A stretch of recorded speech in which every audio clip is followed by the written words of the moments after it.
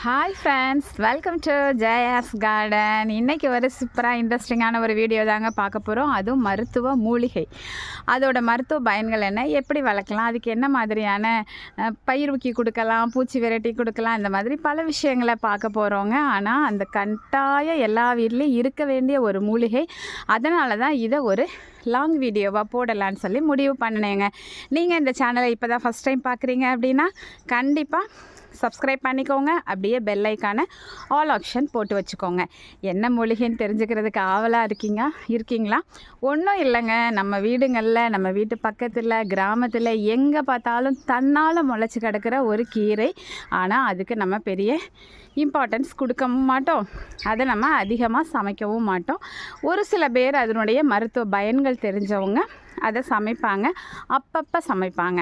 ஆனால் நான் என்ன சொல்ல போகிறேன் இன்றைக்கி அப்படின்னா, கட்டாயம் வாரத்தில் 2 அல்லது 3 நாட்கள் கண்டிப்பாக சமைச்சு அதுவும் பெண்கள் சாப்பிடணும் அப்படிங்கிறதுக்காக தாங்க இந்த லாங் வீடியோ போடலான்னு முடிவு பண்ணேன். இதோட மருத்துவ பயன்கள் தெரிஞ்சிச்சு அப்படின்னா கண்டிப்பாக இதை நீங்கள் தூரமாக வைக்கவே மாட்டீங்க. தினமும் உங்களோட வீட்டில் சேர்த்துக்க ஆரம்பிப்பீங்க. பாருங்கள், என்னென்னு கண்டுபிடிச்சிட்டிங்களா? முடக்கத்தான் கீரை. முடக்கு அறுத்தான் கீரை. அதுதான் கொஞ்ச நாள் ஆகி மருவி அப்படியே முடக்கத்தான் அப்படின்னு சொல்லி வந்துடுச்சுங்க. இந்த கீரை இப்படி தாங்க இருக்கும். இலைகள் இது தெரியாதவங்களுக்காக நான் சொல்கிறேன். இந்த ரோட்டோரங்களில் இந்த மாதிரி நிறைய வளர்ந்து கிடக்குங்க. நம்ம என்னமோ நினச்சி அதை கடந்து வந்திருப்போம். தெரியாதவங்க இந்த இலைகளை தெரிஞ்சுட்டு பார்த்தீங்க அப்படின்னாக்க கண்டிப்பாக பிடுங்கிட்டு வந்து வீட்டில் வச்சுருங்க. அதில் இந்த மாதிரி இங்கே பாருங்களேன், இதுதாங்க இதனுடைய விதை. பாருங்களேன் எவ்வளோ பூக்கள், நிறைய விதைகள் கிடக்குங்க. தேடி தேடி பார்த்திங்கன்னா கிடைக்கும். விதைகளை நான் நல்லா உடச்சிட்டு அது எப்படி இருக்குது அப்படின்னு சொல்லி கொஞ்சம் பக்கத்தில் அவங்கக்கிட்ட காமிச்சா உங்களுக்கு ரொம்பவே பிடிக்குங்க. அதாவது ஃபஸ்ட் டைம் பார்க்குறவங்களா இருந்தால் உங்களுக்கு ரொம்ப ஆச்சரியமாக இருக்கும். இதில் ஒரு 2 விதை இருந்திருக்கு. இங்கே பாருங்கள், தெரியுதுங்களா? இந்த 2 விதையில் என்ன பெரிய வித்தியாசம் இதுன்னு நினைக்கிறீங்க தானே? இதை பார்த்தப்போ ஃபஸ்ட் டைம் எனக்கே ரொம்ப ஆச்சரியமாக இருந்தது. க்ளோஸில் காமிச்சாலும் சரியாக தெரிய மாட்டேக்கே. இங்கே பாருங்கள், தெரியுதுங்களா? ஹார்ட் ஷேப்பில் இருக்கும். ஒரு குட்டியாக கருப்பாக ஒரு என்ன சொல்கிறது, மிளகு தண்டியை விட கம்மியான சைஸில் தான் இருக்கும். ஆனால் உள்ளுக்குள்ளே வெள்ளையாக ஹார்ட் ஷேப்பில் இருக்குங்க. நம்ம ஏதாவது ஒரு இடத்துல வேஸ்ட் பண்ணாமல் முளைக்க போட்டுடலாம். இந்த மாதிரி சும்மா இப்படி பிடுங்கி காஞ்சிருக்கிற விதையை கொண்டு வந்து வீட்டில் வச்சிங்கன்னா போதுங்க. எந்த பராமரிப்பும் இல்லாமல், எந்த ஒரு பூச்சி விரட்டியும் தேவைப்படாமல், உரங்கள் தேவைப்படாமல் தன்னால் வளருவாங்க. ரொம்ப தண்ணி மட்டும் ஊற்றாதீங்கங்க. நானும் வந்த புதுசில் கொஞ்சமாக எல்லா செடிக்கும் ஊற்றுற மாதிரி 2 நேரம் தண்ணி ஊற்றுனேன். கொஞ்சம் டல்லாகவே இருந்து இந்த மாதிரி இலைகள் வந்து மஞ்சளாகவும் இருந்தாங்க. தண்ணியை குறைச்சதுக்கப்புறம் இங்கே பார்த்திங்களா, மேலே வரைக்கும் சூப்பராகவே போயிட்டாங்க. வேறு எங்கேயாவது விதைகள் இருக்குதான்னு சொல்லி பார்க்கலாமா? இந்த ஒன்று இருக்குது. விதைகளை வேஸ்ட் பண்ணாமல் நான் வந்து நிறைய கீரைகள் வேணும் அப்படிங்கிறதுனால என்ன பண்ணுவேன் அப்படின்னா, பொட்டுக்கள் வந்த உடனே பிடுங்கி போட்டுருவேங்க. அதிகமாக விதைகள் விடுறதில்ல. யாராவது இந்த விதைகள் கேட்டால் மட்டும் அந்நேரம் ஒரு 10 நாள் வெயிட் பண்ணோன்னா கீரைகள் தாராளமாக விதைகள் வந்துடுவாங்க. நம்ம பிடுங்கி கொடுத்துக்கலாம். ஏன்னா அதுக்கு முன்னாடியே போட்டோம் அப்படின்னா கீரைகள் கம்மியாகிடுவாங்கங்க. இதில் எனக்கு ரொம்ப பிடிச்சதே என்ன அப்படின்னா, இந்த விதைகளோட அமைப்பு எனக்கு ரொம்ப பிடிக்குங்க. இங்கே பாருங்களேன், ஹார்ட் ஷேப்பில் இருக்குது. இப்போ நல்லா தெரியுது, ஹார்ட்டாக இருக்குங்க. போட்டு விடுவோம், எங்கே வேணாலும் முளையட்டும். இது ஏகப்பட்ட மருத்துவ பயன்கள் கொண்டது. சரி, இது இந்த மாதிரி போட்டு தண்ணி ஊற்றி விட்டோன்னா அழகாக முளைச்சிருவாங்க. ரொம்ப பெருசாக எந்த ஒரு பராமரிப்பும் தேவைப்படாதுங்க. தேவைப்படவும் நம்ம எல்லா செடிகளுக்கும் ஊற்றுவோம் பார்த்தீங்களா, மாவு கழுவுனது, அரிசி கழுவுனது, புளிக்க வச்ச தண்ணியை டைலூட் பண்ணி ஊற்றினா போதும். அதிகமாக வாட்டர் பண்ண வேணாம். பூச்சி தாக்குதல் அப்படிங்கிறது வரவே வராது. அதில் என்ன பிரச்சனை வரும் அப்படின்னா, ஓவர் வாட்டரிங்காக இருந்தால் இலைகள் எல்லாம் மஞ்சளாக மாறுங்க. அவ்வளோதான், இலைகள் கம்மியாகும். உடனே நம்ம புரிஞ்சுக்கிட்டு தண்ணியை கம்மி பண்ணிட்டா போதும். இவ்வளோ தாங்க இதனுடைய வளர்ப்பு முறை. பூச்சி விரட்டி அப்படிங்கிறது அதுக்கு தேவைப்படாது. ஆனாலும் நான் வந்து எல்லாத்துக்கும் பூச்சி விரட்டி அடிக்கும்போது லேசாக பக்கத்தில் உள்ளதில் அது படுற மாதிரி ரொம்ப மைல்டான ஒரு பூச்சி விரட்டியை அதுக்கும் ஃபுல்லாக அதில் அடித்து விட மாட்டேன். ரொம்ப மெல்லுமையானது, அதனால் அடித்து விட மாட்டேங்க. இவ்வளோ தாங்க. இதை வளர்க்காமல் கண்டிப்பாக இருக்கக்கூடாது அப்படிங்கிறதுக்காக நிறைய விஷயங்களை இன்றைக்கி உங்களோட நான் பேச போகிறேன். என்னெல்லாம் அப்படின்னா, இது வந்து கால்வலி எல்லாருக்கும் வரும். 40 வயசான பெண்கள் எல்லாருக்கும் கால்வலியாக கேட்கவே வேணாங்க இருக்கும். கால்வலி பெண்களுக்கு மட்டும்தான் வருதா அப்படின்னா ஆண்களுக்கும் வருது, வயசு பிள்ளைங்களுக்கும் வருது, குட்டி பிள்ளைங்களுக்கும் வருது. அதுக்கெல்லாம் என்ன காரணம் அப்படின்னு பார்த்தீங்க அப்படின்னா, நிறைய இப்போ படிக்கிறதே எடுக்கட்டுமே, உட்கார்ந்த இடத்துல அசையாமல் படிக்கிற மாதிரியான படிப்பு, வேலை பார்த்தா ஹோம் என்ன சொல்லுவாங்க, வீட்லேயே உட்காந்து செய்கிற வேலை.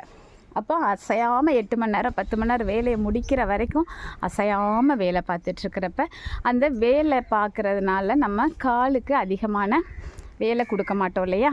அதனாலேயே நமக்கு கால்வலிகள் நிறைய வந்துடுதுங்க. ஃபிசிக்கல் இன்ஆக்டிவிட்டி தான் வந்து போன் ஸ்ட்ரென்தன் இல்லாமல் கால்வலி வர்றதுக்கு ரொம்ப முக்கியமான காரணங்க. அது மட்டும் இல்லை, நிறைய பேருக்கு எந்திரிச்சு நடக்கும்போது டக்குன்னு பேலன்ஸ் இல்லாமல் கால்குள்ளே சுளுங்கி மடங்கி கீழே விழுகிற மாதிரியான ஃபீல் ஆகும். கண்டிப்பாக எல்லாருக்குமே இருந்திருக்கும்.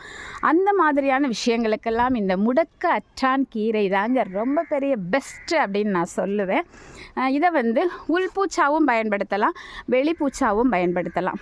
நிறைய பேர் வந்து நிறைய வலியினால் டாக்டர்ஸ் கிட்ட போய் பெயினுக்கு டேப்லெட் போடுறது, இன்ஜெக்ஷன் பண்ணுறது, அந்த இடத்துல மட்டும் பெயின் இருக்கிற இடத்துல மட்டும் இன்ஜெக்ஷன் கொடுக்குறது, அதுக்கப்புறம் ஆர்த்தோ ட்ரீட்மெண்ட்டில் வந்து ஒரு மசாஜ் ட்ரீட்மெண்ட் வேறு கொடுப்பாங்க, அந்த மாதிரி பண்ணுறது, இப்படி பல விஷயங்களை பண்ணின அனுபவம் உங்களுக்கு இருக்குங்க.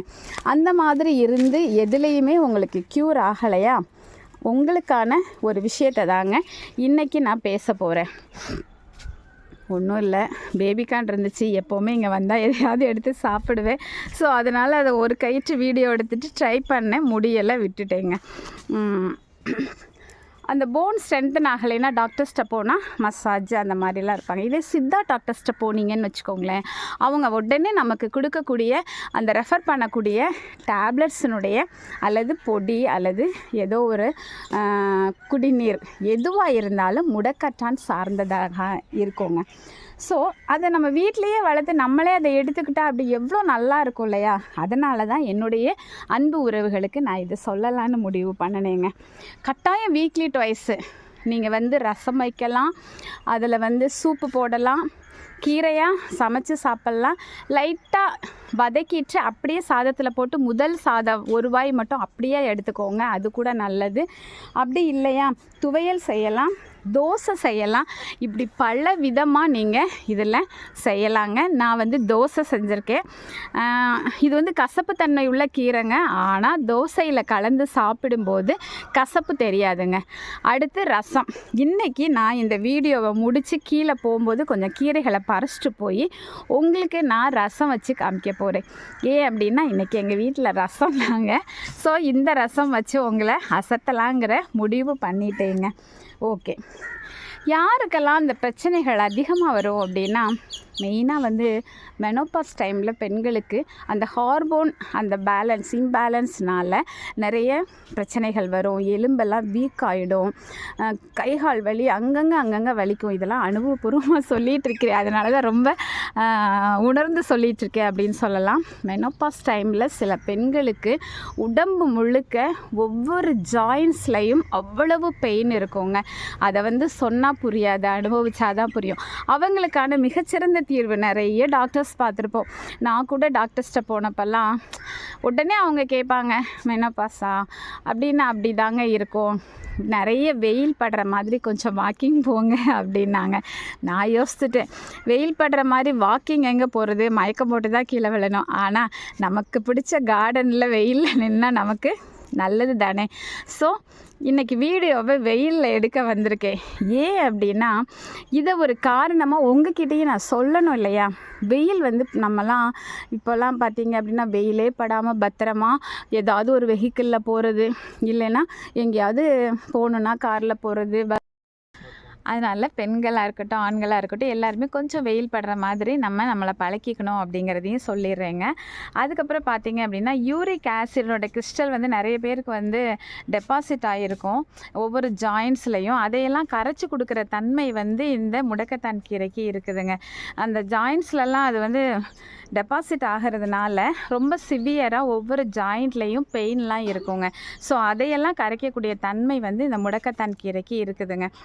அதுக்கப்புறம் பார்த்திங்க அப்படின்னா பைல்ஸ் ப்ராப்ளம், அப்புறம் வந்து ஆர்த்தோனால் நிறைய ப்ராப்ளம்ஸ் வந்து முட்டு வலி, அந்த ஜவ்வில் வந்து நீர் வந்து கம்மியாக இருக்குது இல்லை அதிகமாக இருக்குது, இந்த மாதிரியான நிறைய பிரச்சனைகள்லாம் உருவாக்கக்கூடிய தன்மைகளை போக்கக்கூடியது இந்த முடக்கத்தான் கீரைங்க. அதுக்கப்புறம் குழந்தை பேரில் பிரச்சனை இருக்க பெண்கள் வந்து தொடர்ந்து 30 நாளைக்கு இந்த கீரையை ஏதாவது ஒரு வகையில் நம்ம உணவில் சேர்த்துக்கிட்டே வந்தோம் அப்படின்னா குழந்தை பேற்றுக்கு வாய்ப்பு இருக்குதாங்க. அது மட்டும் இல்லை, இதை வந்து ஆயில் மாதிரி நம்ம காய்ச்சியும் நல்லெண்ணெயில் காய்ச்சி பயன்படுத்தலாம். விளக்கெண்ணெயில் காய்ச்சி அந்த வலி உள்ள இடத்துல நம்ம போட்டு அதே நேரம் உள்ளுக்குள்ளேயும் நம்ம எடுக்கும் பொழுது ரொம்ப சீக்கிரமாக ஒரு ரெமெடி கிடைக்கும் நமக்கு. நம்ம ஊரில் கிராமத்தில் எல்லா சைட்லேயும் இந்த கீரைகள் இருந்தும் கூட அதனுடைய பயன் தெரியாமல் இருக்கணும். அதே நேரம் ஆப்பிரிக்க அமெரிக்க நாடுகளில் இந்த கீரையை வந்து ரொம்ப அதிகமாக பயன்படுத்துகிறாங்களாமா. விளக்கெண்ணெயோட இந்த கீரையை வந்து லேசாக தடவிட்டு அந்த கீரையில் வந்து விளக்கெண்ணெயை தடவிட்டு இரவு நேரத்தில் முட்டுவலி இருக்கிற இடம், அதுக்கப்புறம் சில பேருக்கு வந்து ஒரு இறுக்கமான தன்மை இருக்கும். இப்போ அந்த நீரிழிவு நோயெல்லாம் இருக்குதுன்னு வச்சுக்கோங்களேன், அவங்களுக்குலாம் வந்து அந்த சதை பிடிப்பு வந்து இறுக்கமாக இருக்கும். அந்த மாதிரி இறுக்கமாக இருக்கிறவங்க வந்து அந்த இடத்துல அந்த கீரையை விளக்கெண்ணெயில் தடவிட்டு வச்சு கட்டிட்டோம் அப்படின்னாக்கா அந்த காலையில் எந்திக்கும் பொழுது நடக்கும்போதே அந்த இறுக்கமான தன்மை மாறக்கூடிய ஒரு சூழ்நிலை அவங்களுக்கு இருக்கும். அது மட்டும் இல்லை, விளக்கெண்ணெயோட கீரையும் சூடு பண்ணி வலி உள்ள இடத்துல வச்சு கட்டணும் அப்படின்னாக்க அந்த வலி வந்து ரொம்ப சீக்கிரமாகவே குணமாயிடுமாங்க. அதுக்கப்புறம் சில பேருக்கு வந்து காதில் சீலெல்லாம் வடியக்கூடிய தன்மை இருக்கும், காதில் அடிக்கடி வலி வர்றது, அதுக்கப்புறம் வந்து கொப்பளங்கள் மாதிரி காதுக்குள்ளே வர்றது, அந்த மாதிரி இருக்கிறவங்களுக்கெல்லாம் வந்து இந்த முடக்கத்தான் கீரையினுடைய சாறை எடுத்து நம்ம விடும் பொழுது ஒரே நாளையில் அந்த சீல் வெளியே வந்துடுமா. அப்படி இல்லை அப்படின்னா அந்த கொப்பளங்கள் அப்படியே அமுங்கி போயிடுமாங்க.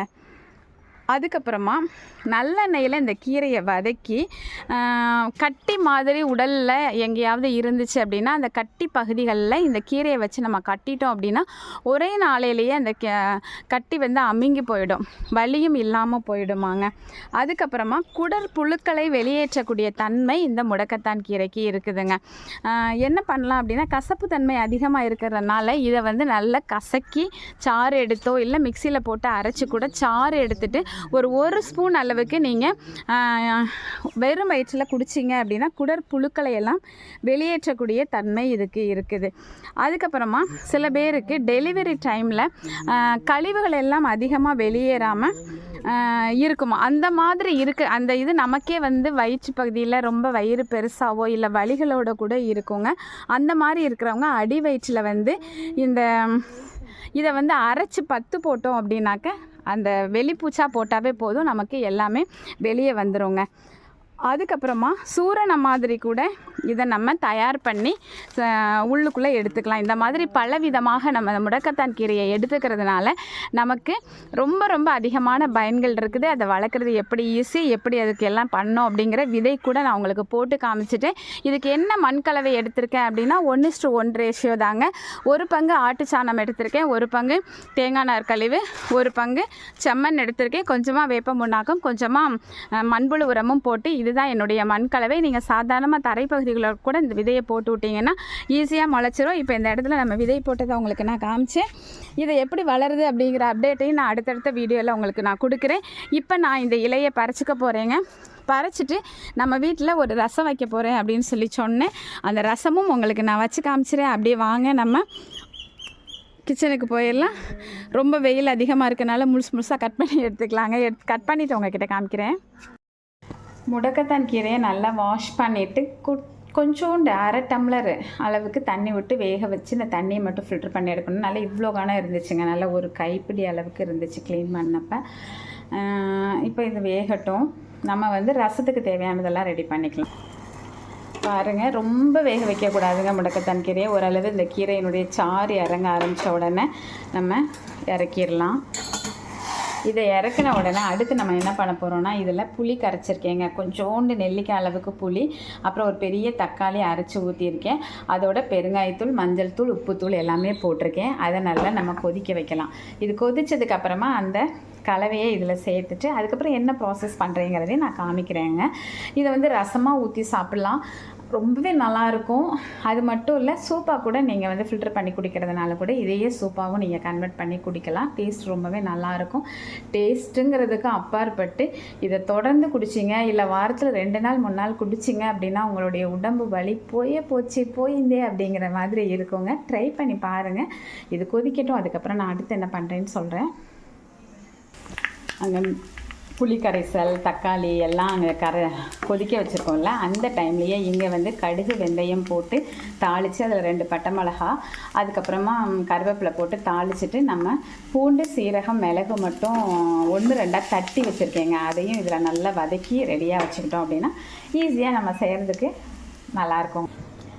இந்த தக்காளி அந்த கரைசல் வந்து கொதிக்க ஆரம்பிச்சிட்டு இப்போ ஸ்டவ்வை சிம்மில் வச்சுட்டு நம்ம அந்த இலையை வேக வச்ச தண்ணி இருக்குது பார்த்தீங்களா, அதை அதோட சேர்த்துடலாம். இதுக்கப்புறம் ரொம்ப கொதிக்க வைக்கக்கூடாது, அதனால தான் நான் வந்து சிம்மில் வச்சுட்டேன். அதுக்கப்புறமா தாளித்து ஒன்று வச்சுருக்கோம் பார்த்தீங்களா, அதையும் அதுக்குள்ளே தட்டிடலாம். தட்டி கலந்து விட்டுக்கிட்டே இருக்கணும், ரொம்ப கொதிக்க வேணாம். எப்போதும் போல் ஆஸ் யூஷுவல் நம்ம நுரக்குட்டி வரும்போது தான் இறக்க போகிறோம்.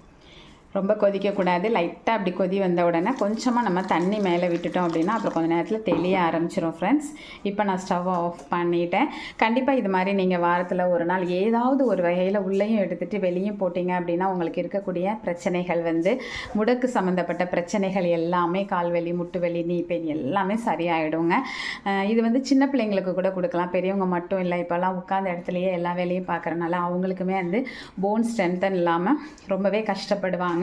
பேலன்ஸ் இருக்காது, பெயின் இருக்கும், அதெல்லாம் சரியாகிறதுக்கு இது ரொம்பவே ஹெல்ப் பண்ணுங்க.